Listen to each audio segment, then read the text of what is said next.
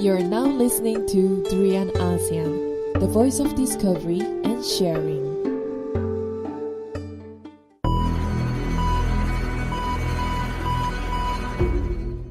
Welcome to episode 8 of Inspired right here at Durian Asean with me, Junsern, and joining me here today is Vanda and Catherine. Hi, Junsern. Hi, Catherine. Hi, Junsern. Hi, Vanda. Well, for those of you who is following us for the first time today, Inspired is a show where we share tips and strategies in the area of social media marketing, digital media, and so on, and as well as talent development. And if you do have any questions you want to ask us, you can always drop us a comment on our Facebook page at Durian ASEAN, and we will try to answer your questions in the next show. Well, today we have a rather interesting topic. Vanda, what will you be sharing with us today? Today I'll be sharing one interesting topic, meaning how to make money online. I mean, like such a general topic, right? But there's a lot of things to There's share. a catch to it. Yeah. What about you, Catherine? Today I will share with our audience how to improve humor in your speaking. Add some humor into your speaking. Well, that will come in the second part of the show. Well, for the first part, we have Vanda teaching us how can we earn extra money online. Yes. Right? Okay. Nowadays, I know that economy not so good. Everyone is trying to find extras. And I have a friend calling me last 2 nights and asking me, Vanda, what should I do to earn some extra money? Besides working in the office. So at first we were talking, what are you good at? You know, she's start to say that, do you think I can go and give tuition to someone? Or I can do babysitting? But I say, you're working in the office, how you do babysitting, right? They're asking, how about you go and drive a Grab or Uber? Oh no, I'm bad in driving. So you see, though driving Grab and Uber is a good way in finding money, but they are not suitable for everyone. Especially like me, you know, I can just take a Grab, but I cannot go and drive a Grab. It's dangerous driving. Yeah, but now the opportunity exists like many years. People tend to find how to make online money. For me, online is a place that you can make a little bit of living, or you can make lots of money. It very much depends on how much effort you're putting in and what's your expertise and how willing you're spending your time. I can share some tips here, even though that I might not be a seller there, but I know there are many sellers there. They are very dedicated, and you know, one of the platform I want to speak today is Fiverr. Okay, so I found Fiverr like 7 years ago. So it's been there. How do you spell it again? Fiverr, is it? Fiverr. Okay. Yes, Fiverr.com. Fiverr.com. Okay. If you have not heard of it, you better go We'll there. check it out. I just check it out. And Very it's interesting site. It's a global online marketplace. They're offering tasks and services that they are charging those days when they first starting. It's all $5. Hence, that's why Fiverr. That's why you get Fiverr. Okay. For a job performed, you just need to pay $5. So I used Fiverr for a long time to get some services. As an entrepreneur, you have not not much fun to hire your own team. You have no agency. You have no designer. You get those people from Fiverr to help you to do with $5. You know, like my company logo, it was designed by a Fiverr seller for $5. Wow. Very good deal. Yeah, if you convert it to ringgit, it's just around 20 20 ringgit. ringgit. Yeah. I mean, back then when you did it, I think the currency was much better. Maybe it was just no. lesser than 20 ringgit. Yeah, Yes. I did it in 2015 because those at that time after I came out, resigned from Nestle, then I start my own business, right? So the more I need to use Fiverr, and every time I conduct my class, and when I introduce them Fiverr, I find that maybe about 80 to 90% of people don't realize such a good platform exists. So you can get a lot of services there, right from you can do graphic design. I mean, like you can get people to design anything for you with a start of $5. Okay, they have category like graphic design. They have logo design inside there. You can ask people to do for you cartoon and caricatures, flyers, poster, book covers, banner ads, Photoshop, editing, 3D, 2D, modeling, t-shirt, whatever thing. That is under graphic design. And then they have also under digital marketing. Digital marketing, you can get people to do for you content marketing, SEO, yeah, all the marketing strategy, web analytics, e-commerce marketing, mobile advertising, be it or everything under digital marketing, you can find that. And if you are not good in writing, then you can get people to write for you. Like copywriter, like you get copywriter there. You get people to do translation, creative writing, business copywriting, and even can get people to write for you your resume, your cover letters, writing press release, legal writing, and everything there. And the other one is on video and animation. Just imagine how expensive it is to hire someone to do video animation. You can get as low as $5 for people to do for you whiteboard explainer videos. Very basic ones lah. I think it's about 30 seconds. I think you can get for $5. And you can get people to do video editing, do music videos, spokesperson videos, right? Animation, animated characters, as low as $5. Okay, and you don't get it here. Yeah, and that's 20 ringgit.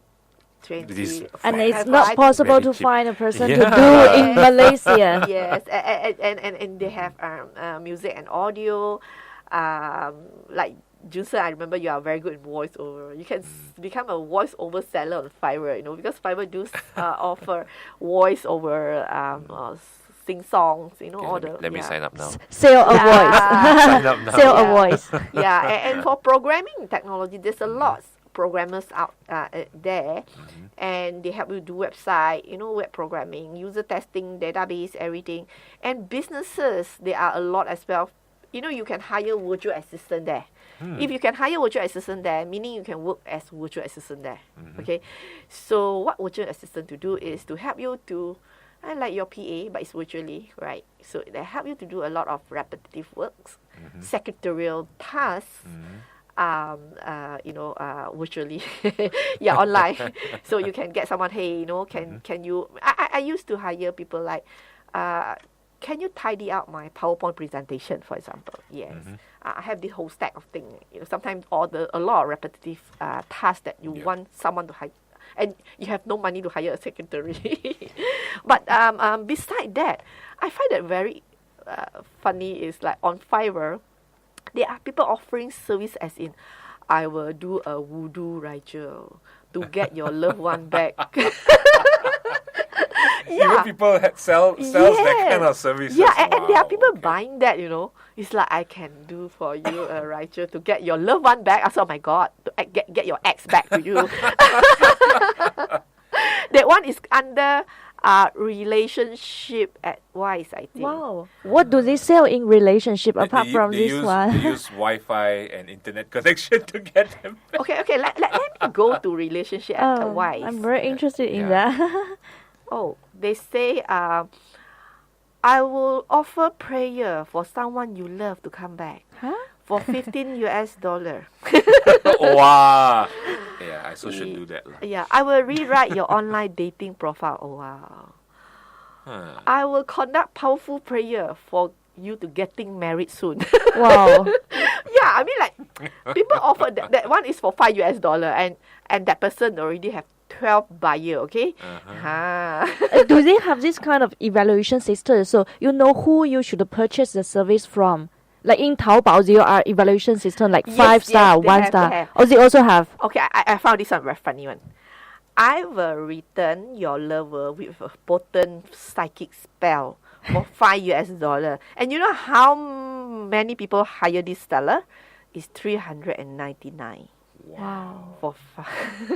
And she got a 5-star, okay? She's a level 2 seller. Okay, back on Fiverr.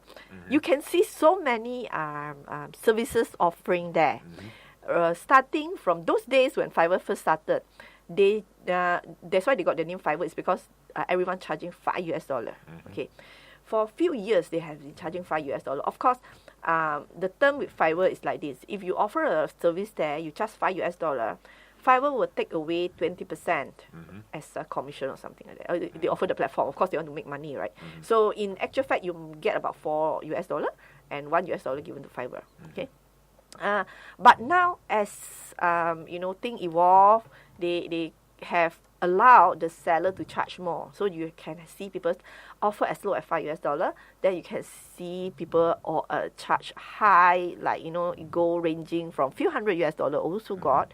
Of course, you have $10, $15, and it very much depends on how how extensive is the service. Maybe when you offer someone to do video, let's say, maybe 30 seconds of video, it costs $5. But if you want like 1 minute, maybe you need to pay $10. Yeah, or maybe you want to add voiceover, then you pay $20.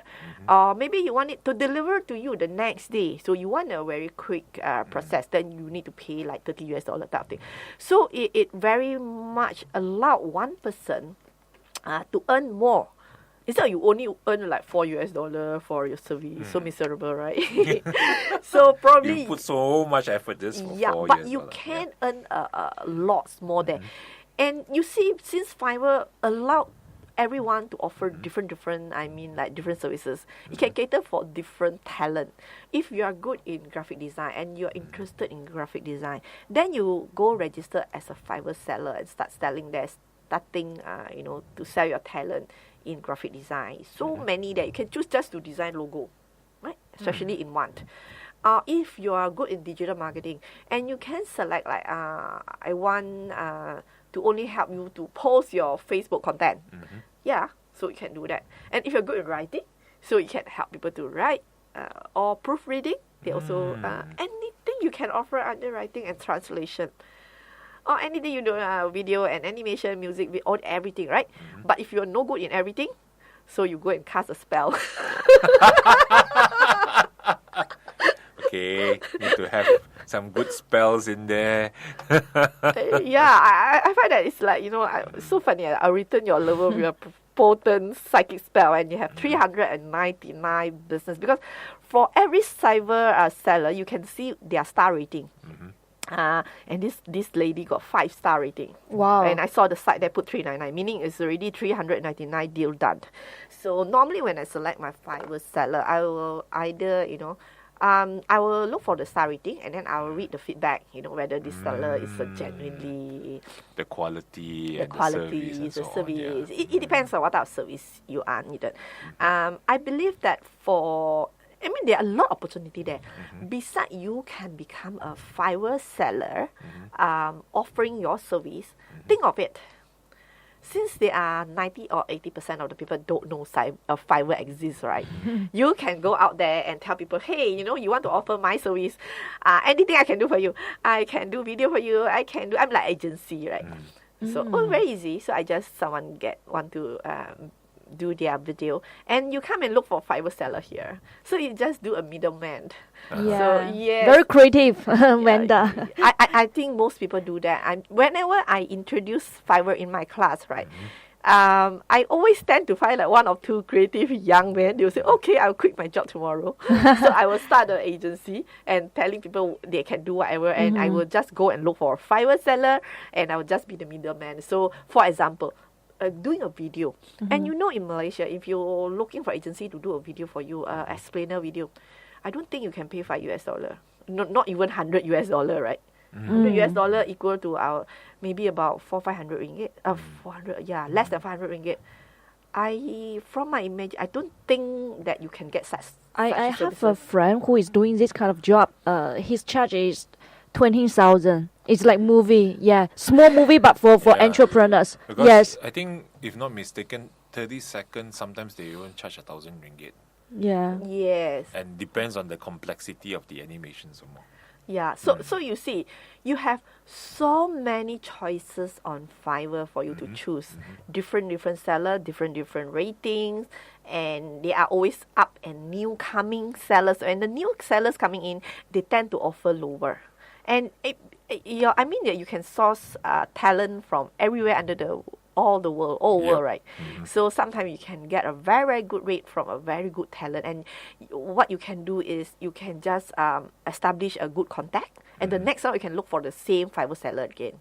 Yeah, so then you out there, you can, I have tried before. I pay $100 for someone to create a video for me. And I go out there and sell for 2,000 to 3,000 ringgits. So I can make a few more times of profit. So I think there are lots there, be it writing press release, offering SEO, doing video marketing, graphic design. I heard that people willing to pay someone to design a logo as high as 15,000 before, right? There are, depending on what kind of logo and who's the company. Yes, but you see, you never know. The logo is only designed by a Fiverr seller of $5. Okay, so yeah. Wow, that's a lot of. I have a profit. question, Vanda. Let's say if we purchase a website designer like Wix, so can we leave it to the Fiverr seller, let them to design the website for us after we purchase the Wix package? Because it seems that Wix package is linked to our credit card. So can we give them our username and the password to log in to the website and design it for us? Is that safe to do so? Okay. I put in Fiverr search now, Wix website design, and it returns to me a lot. And they are like, I will create a WordPress website or WordPress, anything web design. When you see this, okay, I will design a HD Wix website in 48 hours. And this guy, it has all 5-star rating with 276 deal. This must be a high trustworthy Fiverr seller. And I don't think they want to jeopardize their business on Fiverr by just, stealing your credit cards. So what you can do, but this he's charging at about $100. But still, when you ask people, can you do a website for $100? In Malaysia, It's very 400 cheap, ringgit, yeah. Still Yeah. considered very cheap. still considered. I will look for all the top rated seller. Yep. Yeah, like this one is a top rated seller, already has done the business for 747 times. So I find that when you want to do this type of website where you say it tied to a credit card, probably you should find someone is very trustworthy and don't pay $5 for this, right? You need to pay more. I think it's up to you $100, $200. I think as long as you think it's worthwhile, and there are many out there. So and beside that. All right, we're going to be taking a short break, and we come back. Vanda going to be sharing with us more on Fiverr right here at Inspired.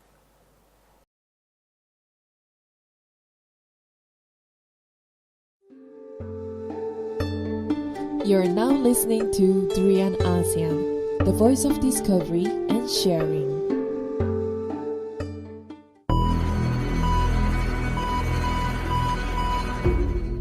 Well, welcome back to Inspired right here at Durian ASEAN. And right before the break, Vanda was sharing with us on Fiverr, and she shared with us several different areas that one can make extra money in Fiverr. And she was sharing like all weird areas, right? Yes. Yeah, and you were saying just now, like building a website for $100. Yeah. And that itself, you can't get it very much in the market, especially if you get a good one, Yes. for the kind of price. Yeah, in this you can see Fiverr have actually rates their seller. So they have top sellers, which is very, very trustworthy. Then you have level 1 seller, level 2 seller. So you can read those sellers. They have been doing the business for long, and they are very professional seller out there. They are freelancers. So actually Fiverr is a freelancer platform, but it also open up to anyone who want to earn some part-time, who want to earn some extra money out there. And you can go put up, all the services in Fiverr, we call that gig. Yeah, so you put in a gig, G-I-G, okay? So you put up there a gig there, and then you can sell your task there. So like I said just now, under the categories, there's so many categories. Under every categories, you have a lot of, endless, right? And besides talking about getting someone to create website is so you can easily find anyone to create a website for you. Yeah. It's just that for that type of rate, let's say 100 or 200 US dollar in Malaysia, I think that you can't really get a very good professional website being done. But on Fiverr, you can get, you can see some sellers has been doing like few hundreds deals, and they have very, very good response, and they have very good feedback, and they will showcase also those websites that have been made. So if you would like that type of website, then you can say, okay, can I have this? You can talk to them first. You can send them before you buy the service. The good thing is you can actually send a message to the seller. Communicate with them and yes, ask and ask them, can you do this for me? For this rate, and how long you're going to comment? And they will tell you very frankly whether they can do or not. And the good thing is, after you clear everything, then only you go and buy the service. And of course, there's not much negotiation. It's like the rate is there, and you're happy with that. And normally they allow a few revision. Like they will say, with this rate you offer, you're allowed to have 3 revisions. Then and then they also give you a date, like when it will be completed. So those top-rated seller, or better, seasoned sellers there, they normally will adhere to their deadline very, very well. They're really professionally done, lah. Yes, and lately, I think a few months back, Fiverr also launches something called Fiverr Pro.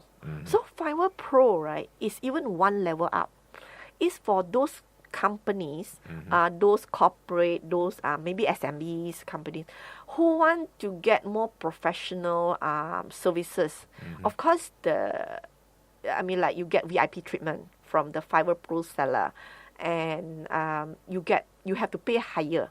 So Pro seller will come in like probably a few hundred US dollar to do certain service, but still cheaper, right? And still more cost effective. But the good thing is, I want to mention is, if you want to become a Fiverr Pro seller, you need not to be selling a very long time Fiverr. That means you need not to be an existing Fiverr seller. So you do have to start from the bottom. Let's say, Junsern, you want to offer your voice over, and Junsern is a very seasoned DJ. You can apply and telling people that. They'll ask you to fill in a form and put in all your background, how long you have been in this field, how good are you in your in your voice over job or whatever, and you can showcase some case study. Then when you get accepted to be in their Fiverr Pro seller group, you will be then you charge higher, and you get more quality customers. They are mostly from companies or for individual that are willing to pay a few hundreds US dollars. Willing to invest into the your and services. It's more like when you are a pro seller, when you service your client, it's more like you are an agency or consultant based type of thing. So you will need to give them more one-to-one attention, customized to their needs, because that's what they want for. Why they are paying you the pro price is they want those VIP treatments. So that's why Fiverr opened up this segment just a few months back. I think they started this in July or, I remember just a few months back. So now they are inviting people to be their pro seller. So anyone that thinking that you might be qualified to be a Fiverr pro seller, you can apply now. Yeah.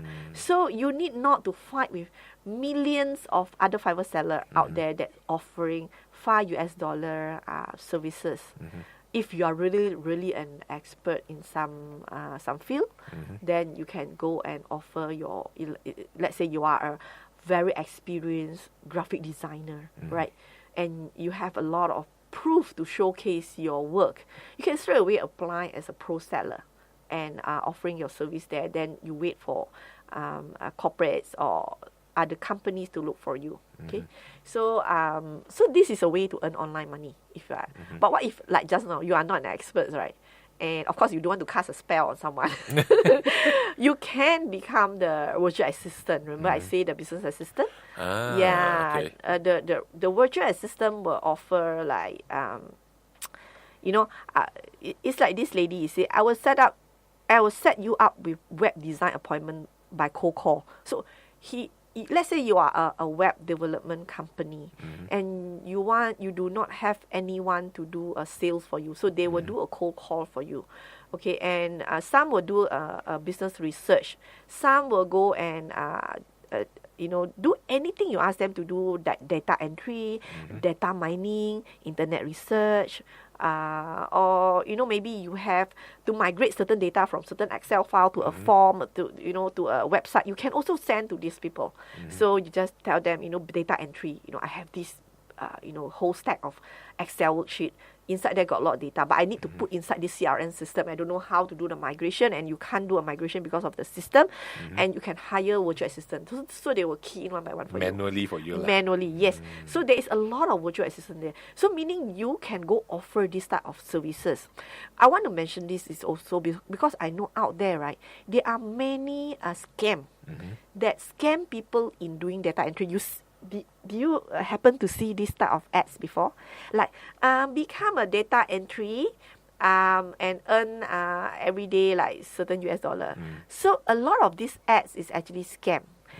You know what? Because I have a few friends who was caught in this type of scam. Because when they click on the link and the system will say, okay, if you want to do data entry for our company, you need to put in 50 ringgit deposit first. So my friend don't know, and he sent 50 ringgit deposit and hoping to get some news, hoping to get some jobs to do data entry, because there's the easiest way, right? And no news since then. So they took the 50 ringgit. Yes. So just imagine if you have 1,000 people sending 50 ringgits to them. Wow. Yeah. So that's but on Fiverr is a trustworthy site, right? So you offer to do data entry there. You offer to become a virtual assistant there. You get paid, and there's no scam out there because the buyer have to pay first for your services. Okay, so I think that's why I will advise people who want to explore in getting extra money to come and have a look in Fiverr and go under the category of business. And when you go under category of business, you choose virtual assistant. So before you offer your service, you go and do a survey first. Research first. What other people offering? How much are they charging? For all you know, you can give online fortune telling also. Yes, that's already a lot. Tarot reading, fortune reading, but probably to fix someone feng shui. Virtual feng shui. Yeah, virtual feng shui. Yeah, so that is a very good way to find online money creatively also, right? But first thing, you need to do a research. Again, Just have to go to fiverr.com, fiverr.com. Yeah, and see how other people is offering, right? So from there, you know that whether what is your who is your competitors. Maybe you need to offer as $5 as a start. That's the minimum cost, right? $5. Yes, you can offer that as a start, and then as you gain more reputation, get good feedback, do your job well. So from there you can build up. Then you raise your price a little bit. Yes. And like you mentioned, because I'm actually looking at a few of them now, and some of them even up to thousands of. They actually put 1K plus. They didn't put how much. It's like. So you know that this guy is really good because almost 1,000 old people have already hired him to do the work already, and his rating is 4.9. It's quite trustworthy. Quite trustworthy. It's good. 4.9 is good. Yeah, and just imagine people can just work. A lot of them is actually full time Fiverr seller. Oh. Yeah, so they are already full time, and now they are even turning themselves into Fiverr Pro. So they charge a bit more, and they will open up to better quality market, meaning the companies, the SMEs, the corporates, all that, to hire them for customized job. So I have a friend who is a Fiverr seller, is full time, but she stay in Egypt. Egypt. Okay. So there is many people right now is become a Fiverr seller permanently, offering their services there. So they open up like maybe you think you are good, you are nothing good at no specific skill. So you go and become a virtual assistant first. So from there you learn. So after some time, maybe you learn how to do presentation, creating good presentation file. So you put in additional service there. Then maybe you learn how to write, right? How to write certain copywriting, or you learn how to build Facebook content. Then you can offer more and more services. Yeah. I think it's fair if they can provide better service, they can sell it higher. Correct. That's fair to them. That's how they can survive. Yes, and do you know that outside there are so many resources and tools for you to use that Fiverr buyer might not know. So you get what I mean? Fiverr buyer who want people to do something for them, they don't know that these resources exist. For example, do you know that you can easily get go to a site, subscribe to the site. There are thousands and thousands of Facebook post content for you to use. Okay, this one is called Promo Republic. Okay. Yeah, if you subscribe to Promo Republic, you're going to get like daily, they will feed to you a lot of Facebook post content. Because the people always, my student always ask me, what should I post on Facebook? You know, I have no content. I say, you just go Promo Republic, you subscribe Promo Republic for only merely $9 or I think $9.90 or $9 per month. You get tons of content there. Then they're done for you. Okay, so you just put your logo there. It become a content on Facebook. Wow. So you can do the same thing selling on Fiverr, right? So you only subscribe to that site for $9.9 or something. I think it's less than $10 for 1 month. And you can go and sell to a lot of people on Fiverr. It's very profitable. Yeah. It's how resourceful you are. They manage to find all these things, and by doing that, you know, you can earn more money. Yeah, so I really offer so many creative ways. So don't get lured by those scams, like thinking the get rich fast scheme. Yes. And I mean, like, something is too good to be true. It must be not true. Yes. And always do your research. You know, I get a lot of things like you said scam. I get a lot of it from, sometimes you get from WhatsApp and so on. Yeah, I saw that advertisement before. And sometimes people believe it straight away. It's like, oh, like for example, my auntie should send to me, hey, check this out, oh, you're so bad and all and everything. Then when I read it, right, I said, let me go and do my cross-checking first. So I went back into my whole journalism thing. I checked, I said, it's not true. I mean, this thing has, this same message came out a few years back. So it's most probably not true already, because the content itself may be outdated. How can it be true if you start spreading it now? So it's always important to check first. Like you said, do your research. Yeah. And I'm just looking at this one Fiverr seller, and he sells 5 different services. Oh. He does website design for your business. He does email merging. Okay. And he does a lot of data entry. Several type of data entries. Yes. Yeah. Multi-skill. But you see, if you know, you as long as you are not lazy, you will eventually find ways to earn some extra there. And it's so good as Malaysian if you can earn $, right? Yeah, of course. Times 4. 4.5? 4.3, I think. 4.3 already. Yeah. Oh no. Okay, I think we're going to take a break now. I cannot take it. Yeah. Anyway, we do have to take a break right now. Again, if you want to earn extra money legally, that's very important. Professionally, there's this website called Fiverr.com, Fiverr.com. And I mean, there's a lot of different areas that you can look at. If you want to look for services, you can go here. If you want to offer your services, you can go here. You know, graphics and design, digital marketing, writing and translation, video and animation, music and audio, program and tech, business, fun and lifestyle. So many, you know. So again, if you're an entrepreneur, yes, you are looking for someone to do something for you for a low price of $5 US dollars, you can go to Fiverr. Or if you want to share your services, you can go to Fiverr.com. Or you become the middleman. Middleman, yes, an agency. And be resourceful, can also go to Fiverr.com. So much money to find. So much money to find. There's always a way, there's always a solution. All right? So we'll be taking a short break. Coming back, we will join Catherine with some presentation skills advice. All right? Right here at Inspired.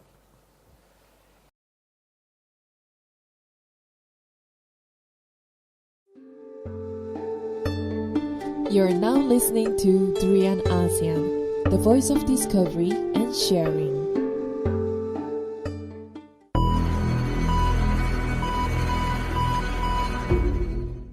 Welcome back to episode 8 of Inspired right here on Duran Asean with us, Junsern, Vanda and Catherine. And it's time for the art of presentation with Catherine. What do you have for us today, Catherine? Today I want to share with our audience how to improve your humor in your presentation. Adding humor to your presentation, no? Not become a joker, right? No, we were not going to become a stand-up comedian. That takes years to develop, but we can still add a little bit humor in our presentation. So why is it important to have humor in a presentation or a public speaking platform?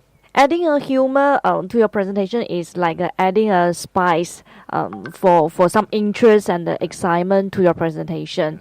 Because the biggest advantage for us to become a little bit humorous is because people will think to invite us come back to deliver the next talk or presentation. That is the biggest advantage to be a humorous speaker or a little bit funny. And another advantage is that normally there is a distance, there is a ice when we start to speak to our audience. But if we add a little bit humor, that can break the ice easily. So that the physical distance and the psychological distance between us and the audience will be greatly reduced. So they will be more prepared to accept our serious business topics. Is to actually break the flow of the seriousness, actually. Yes. Another advantage is that if we talk to adults span of attention is only about 15 minutes. So they will easily be tired or like bored. But if we can add some humor from time to time, we can still engage them. We can still retain their attention. I think being a speaker, our first job is to engage our audience, retain their attention. Otherwise, if we are not engaging them, we are not like retaining their attention, we feel our message cannot get across to our audience. So, I mean, humor, there's a lot of different style. There's dry humor, there's really slapstick humor. Then what kind of humor we should actually choose? Like if just say you are not those type that talk a lot, everything, but you want to add humor. How do you add? How do you choose what kind of humor? That Okay, to add a little bit humor to our presentation, we can consider two things. One is joke, one is story. Joke is very obviously is normally like a conversation between two parties, and its climax is in a punchline. Yeah, single punchline. While a story is full of like a vivid description and emotion, and you can add a little bit like one or two jokes inside your story. We are not aimed to become a stand-up comedian, but our purpose is to engage and retain our audience attention. So that's why if our story sounds entertaining, then our audience attention will be easily retained by us. But Vanda, I mean, when you do your training and your presentation, do you add in lots of humor, or are you the type that I would just add in every now and then? I will add in every now and then. I cannot be like keep talking about humor because I'm not a motivation speaker or mostly my topic is all technical and they want to gain as much insights and as possible. Want to know how to do the job. Yeah, so but occasionally I will make the environment more relaxed by telling people some jokes, funny things, Yeah. Okay. And what else, Catherine? I think many people, including myself, we have this kind of myth that we cannot be very humorous when it comes to speaking. Me too. Myself, by nature, I'm very serious speaker because I want to keep my image like proper and a professional speaker, a pretty lady, a charming lady. I don't want to look ugly and look bad in front of my audience. And I have never think that I can also tell jokes. I can also be funny in front of my audience. A couple of weeks ago, when I was having lunch with one of my friends, he was teaching me how to use iPhone. Because normally I only use 3 functions of iPhone. Reading my WhatsApp message, doing some search by using internet, and also make phone calls. These three functions I use it on daily basis. Apart from these three functions, I think sometimes I use iPhone to take photos occasionally. So that's all. So but he introduced like 10 additional functions to me. So I feel a little bit embarrassed, and I tell him that all this while I was not good at electronic things. And he said, oh, that's what you told yourself. You are right if you think you are not good at electronic things. So I want to bring this message back to our presentation. So if people tell themselves that I'm not good at humor, yes, they are right. But if they tell themselves I can improve my humor and one day I can also be a funny speaker, they are also right. Just like what you shared the previous show about the Kung Fu Panda, his Yeah. father.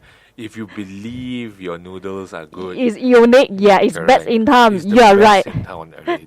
It's the belief. Yes. You need to believe and you need to understand and you need to know. That you can do it. Yeah, when we believe that we can be a little bit funny in our delivery, yes, we are right. And we will realize that the humor is a trainable skill.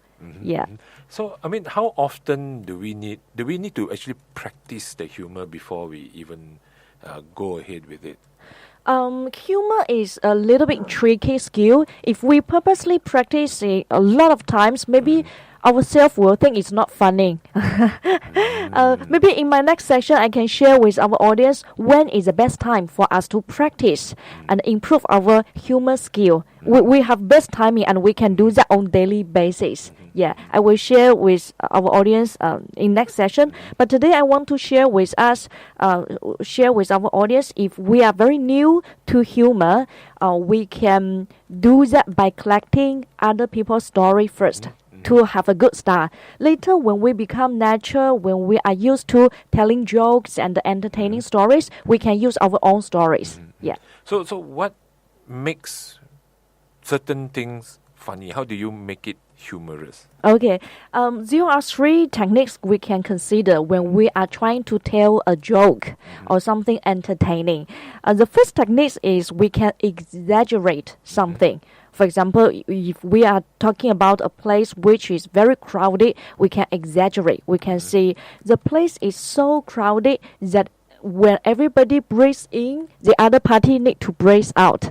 So this is exaggerating. Yeah, people will think, oh, vivid description. Wow, it's like that. Yeah. I'm actually picturing What that kind in my of head. situation? Have you heard of the news that in Chinese New Year in China, how crowded is airport, how crowded is railway station? Yes. Not only in China, in India. It's also like the same because these two countries, they have the biggest population in the world. So this situation can be applied in that time. When it comes to Chinese New Year, the whole China is moving, and the whole China is shut down.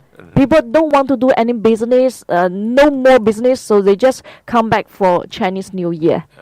Okay. Yeah, so we can apply this situation. When one person breathes in, the other person need to breathe out. Yeah, we can talk about this in Chinese New Year. So that was exaggeration, is it? Yes. And I can give another example. Yesterday, I was delivering a training about effective interview skill. So part of this training cover body language. Correct. Many hiring managers or interviewers, they are not mindful to their body language because they didn't realize that sometimes our body language was even more powerful than the words we use. Correct. For example, some interviewers, they will have bad body language like shaking their legs in front of the interviewee, and they didn't know they were doing that. But interviewee, they will feel the whole table was shaking. And when I was talking about this story in front of my participants, some participants even joked with me. They said once they were thinking earthquake is coming to Malaysia because the table was shaking by the interviewer. So that was exaggerating. You don't really think earthquake is coming, but you want to exaggerate the moment, the impact to you. To make it extremely funny. Yeah, to make the interviewer look very bad. Okay. Then what is the other steps that we have to look at? The second technique we can use when we are telling a joke is understatement. understatement. For example, this is something true. A lot of my friends, if they go to shopping mall, go to the car park, if they see some cars are not properly parked, immediately they will come out this response. They will say, the driver must be a girl. The driver must be lady. So this is understatement. But is it true? If they're parking like that? Myself, it's true. Yeah. I know if I don't park properly. Yeah, because I'm not good at driving. What do you think? From a man's perspective, if you see the car is not parked properly, when you come out the idea? There's equally bad men drivers out there, I feel. I've seen really good female drivers. Very few. The other day when I was traveling back to China, I go to airport. So I use my Grab car to book a taxi. When my husband realized the driver is a lady, he is concerned. He said, to drive for 1 hour, how can you book a car with lady driver? So I said, what should I do? He said, cancel it. Change it to a man. We travel 3 a.m., 2 a.m. in the morning. Wow. Yeah, so he is quite concerned about the safety. So he said, change to a male driver. Hey, there are a lot of good female drivers out there. I just saw a female bus driver that day. Oh, really? Wow. Bus driver. Bus driver. Yeah. I seen a female taxi driver. How about lorry driver? Lorry driver? I seen one, but it's not the big lorry. It's a smaller one. Okay. Oh, okay. I think that was a husband and wife. I can see the husband is sleeping, so I think he's really tired. Or maybe he's really scared, that's why he's closing his eyes. I have never seen lorry lady driver. Oh, never. Yeah, I see taxi lady drivers. Yeah. All right, then what is that's another step? The last one, the next but very easy technique is twist. This is most easiest one. Twist. Add a twist to your story. Yeah. For example, like just now, like in my last session, I mentioned that one of my friends, the technique he used to release his nervousness is to tell a story. So every time when he start his training, he will tell a story about his family. So when he mentioned his 2 daughters, he will say, my elder daughter is 14 years old, my younger daughter is 2 years old. Then he will continue. Don't ask me why the gap is so huge. I also have no idea what happened last night. that night. So when he talk about this story, when he adds this twist, people will laugh. Yeah, because it's something they didn't expect. Yeah. So adding a twist. All right, we're going to be taking a short break, and coming back, we're going to learn more about how do you add humor to your presentation right here at Inspired.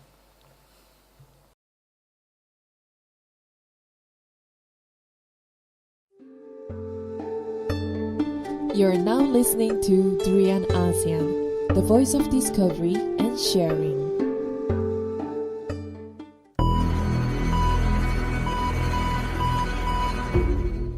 Welcome back to Inspired right here at Durian ASEAN with me, Junsern, Catherine, and Vanda. And right before the break, we were Catherine was sharing with us the 3 steps, of how do you make your joke. Yeah, how to tell a joke. How to tell a joke or add humor to your presentation. And one was exaggeration, understatement, and twist. have a twisted end to your story. And what do we have after that? I mean, just say, for example, if just say that you say that's not we are new, and sometimes you want to just I won't say steal, borrow someone else's joke to add to your presentation. How do you do that? If we are very new to humor, we can use other people's stories and humor or jokes. Actually, a lot of professional speakers, especially those professional stand-up comedians, they are doing that. They don't have so many fun stories to share because their job is to telling jokes every time. So they have to borrow the jokes from others. It's okay for us to borrow jokes from others because others will also borrow jokes from us. So it's like give and again. So how do we borrow jokes or materials from others? there are few like many channels. For example, we can borrow jokes from YouTube. A lot of like good jokes and stand-up comedy shows from YouTube. For example, once I was trying to give the key message that as a parent, we need to be very patient. So when I deliver my message to my audience, I actually borrow a joke from a stand-up comedy show. So that speaker, he was talking about when you are married, when you have kids, getting out of the door becomes something very difficult to you.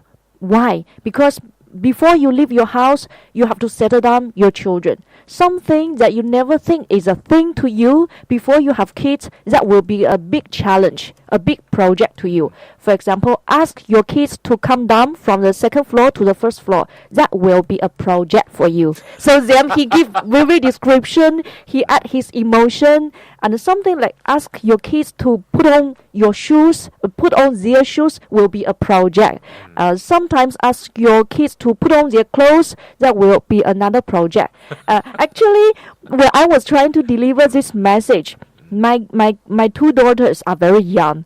They are below 3 years old. So I don't have such an experience to share. So I borrow that person's story for me, for my purpose. And when I deliver that presentation, my audience love, and they quite like my message. And they don't care how old is your daughter. Yeah, they don't care. So that's how I use other people's story. YouTube, another thing is a good speaker should read extensively. So they will read magazine, they will read books, and they will read like stories online. Yeah, they will read and collect. Grow their mind. Yeah, grow their jokes as well. But I mean, you say reading a lot. I do have to agree again, because a lot of people they tend to rotate themselves around the same type of story over and over again. And I realized that, I mean, I'm one of those people last time. Now, every time I tell a joke, it's like, oh, the same joke again. Then I said, I run out of things to say already. And it's true, if you read more, you watch more, and you learn more. Yes. There's more things you can share. You can just simply pluck out from somewhere that you read. Oh, I remember this one that I read. And there's one time, all my friends, they actually realized one thing I keep saying that I didn't realize myself. I always said, that became my tagline back then. They said, Junsern would definitely say, I read it somewhere. I read about this one article about this thing. Hey, I read everything. I read it somewhere. I saw it somewhere. Then I became the guy that read it somewhere. Then they always laugh at me. But I mean, what you say is true. If you don't explore more materials, sometimes we just run out of things to say. Yeah, and the process of collecting material and jokes from others is a process we are growing. And when we are growing, we cannot expect ourselves to grow within 1 to 2 days, 1 to 2 weeks. Maybe it takes about 6 months at least, or 1 year for us to develop. It's just like a process that how bamboo grows. It takes bamboo 5 years to grow, to skyrocket, before it become like proper bamboo. Yeah.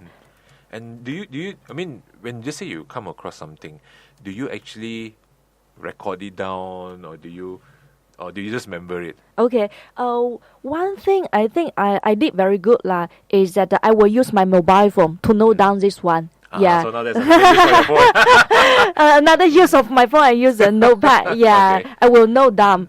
And if I come across very funny video, I will put somewhere in my computer. Yeah, so the next time if I want to deliver a relevant message, I can find this video. Yeah. But how often do you go through the same materials to in a way like practice? Do you do that? You mean how many times do I practice? Right. Or you say that, for example, now you find this video very funny. Okay, then you said maybe I want to use it for my next presentation. Do you go through it a lot of time, or you just like just a few times enough, and you try to adapt it to your own style? Yes, I will try to adapt into my own style. previously, when I review back my speaking journey, the reason I cannot become funny and humorous is because I am thinking too serious about myself. I think I'm somebody. Therefore, I have my ego. I cannot break my image. But later, I realized that actually audience like you to be their friends. Yes. They like to see your weakness. They like to see your disadvantages. When you expose yourself, your shortcomings, setback, and the disadvantage in front of them, they feel, oh, you are more close to us. You are not somebody. You are just one of us. So they will think, oh, you're a friendly speaker. So they will prepare for your serious message. So that's why I would like to use a lot of words like I, last week, my friends, my sister, my cousin. So to customize the story, and the story will become my story. So how, like you say, putting a story, so you have to put yourself into... Yes, I have to joke. put myself into that situation. Yeah. So no matter what jokes that you get sometimes, or what materials that you get, try to put yourself into the Yes, whole yes. things lah. So people will think this is a real joke. This is not something that you made up from nowhere. But okay, now that, I mean, you say that you practice a joke already, do you in a way test it out with people that you know first, or you straight away use it at the presentation? Okay. Most of the time, actually, I test it out before I use it in my presentation. So you share it with your family members or your friends lah? Yes, I share with my friends more often. Yeah, because when I share with my family members, my family members are not the right age of my audience, but my friends, they are more in the similar age of my audience. Yeah, so that's why I choose the right audience. So what if they say your joke didn't work? If they say my joke didn't work, most of the time, after I try, I know this work, then I will bring it to my presentation. But I do have sometimes when I was telling the joke, I didn't see people smile. I didn't see people smile at my punchline. Yeah, I give one example. Once I was trying, I forgot what was my presentation message, but anyway, I used that example. It was true. It was my real experience. When I asked my younger brother is only about 14 years old this year. So he is in secondary school. So when I asked him, why do you think you need to study hard in school? And I was expecting him to say something big, like big vision, like Steve Jobs, for something very big. But he told me, I studied hard for the 2 months school holidays. It was a shock to me. Yeah, when I was telling this to my audience, they didn't laugh, but I expect them to laugh. So after a few seconds, okay, I feel, I feel embarrassed. But what I didn't expect them to laugh, they laugh.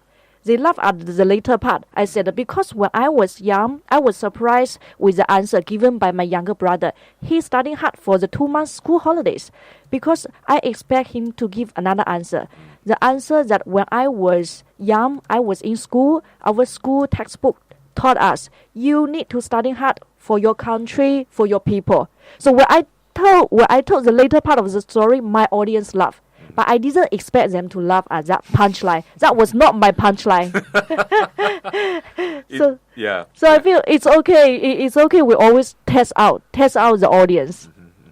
So how do you recover from that part?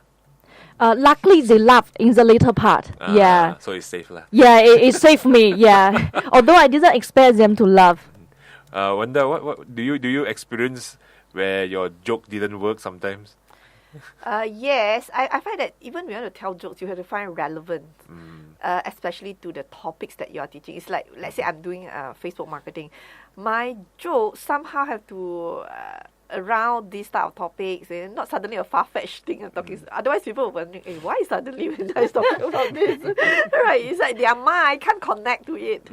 Yeah, so it's the tough part for you to really find that some sort of relation, your related jokes, right? How you come about this? I mean, Catherine, how you really can find relevant jokes to your topics? I think this is a very great question. If we want to find relevant jokes to our message, we need to find the joke first. how do we find the jokes? We must be like very detailed, pay attention to those interesting and funny stories or experience sharing by others. There was once where I was working with my colleague. We walking to the restaurant. So on the way, we discussed with each other because she started to drive. I was also starting to drive. So both of us have a lot of similarity in terms of driving experience. So from that conversation, I found, oh, this is very good, like interesting, funny story. So later, I adapt this driving experience to two scenarios where I deliver two different presentations. The first presentation, the key message is if you want to have a new habit, if you want to develop a new habit, it takes you 19 days, so 3 months. And at the beginning, you will do these new things by using your conscious mind. But after 3 months, you will do it by using your subconscious mind. So I use this driving experience as my joke. So how do I use that joke? It's like this. I said, when I just started to drive, I don't listen. I cannot do many other things. I can only drive, focus on driving. For example, I couldn't listen to radio. I didn't allow anybody sitting on my car to chat with each other, to make a sound, or to laugh. No things is allowed in my car. I've totally focused on driving. But after 1 year driving, because I was very bad at driving, but after 1 year driving, I can listen to radio. I can let my passenger chat, laugh, and even shouting in my car. And now I use my subconscious mind to drive. Sometimes when I'm driving, I'm thinking of other things. And I can also eat. When I'm driving, I'm eating. Or when I'm driving, I'm making a phone call. So I see some ladies, when they are driving, they are doing makeup in the early morning.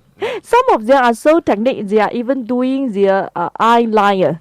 They are so technique in driving. So the same kind of story, I use vivid description, I add my emotion, I adapt into my other presentation. The other presentation is the key message is to let people know, never underestimate your potential. You can do many things that you can never imagine. Like me, when I just start drive, I cannot do many things. But after 1 year drive, it become part of my body. Now I close my eye, I know my route.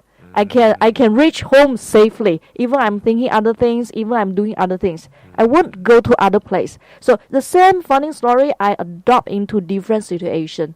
Yeah. So it's called the theme and the pack. The theme is the story itself. The pack is different context. So okay, to wrap up this segment, number one, there's 3 types of jokes: exaggeration, and the understatement and the twist. Twisted definition. And then in order to if you are starting your presentation skill, and in order for you to learn about how to add humor, I mean, number one, try just take from someone else. Yes. Borrow from someone else. Adapt it a little bit to your style. Okay, if you can, add yourself inside the story. Yes. And most important one, read a lot. Yeah, read extensively. Explore more, read extensively, and when you find a good story or a good joke that you think can work on your style, with your style, save it down. Write it down, or download it and save it, or keep it in your mobile phone. Just keep it. Yeah. So you know that in time to come, you may actually want to use it. Yeah. Correct? All right. So it looks like we have come to the end of the show. And first of all, to wrap up also Vanda's topic earlier in the first half, if you are looking for extra money, Yes. just go to Fiverr.com. And you can get services, and you can offer your services also for just as low as $5. And of course, when it comes to presentation, we just shared with you, Catherine just shared with you the few steps of how to make your presentation, or to add jokes to your presentation, yes, to break the monotony and to make sure that it is more livelier. Yeah. All right. So once again, if you have any questions that you want to ask all of us here, you can most certainly drop by our Facebook page at Durian Asean. We will try our best to answer whatever questions that you have posted for us. Once again, I'd like to thank Vanda and Catherine. I'm Junsern, and this is Inspired right here at Durian Asean. Bye-bye. Bye. Bye. You're now listening to Durian ASEAN, the voice of discovery and sharing.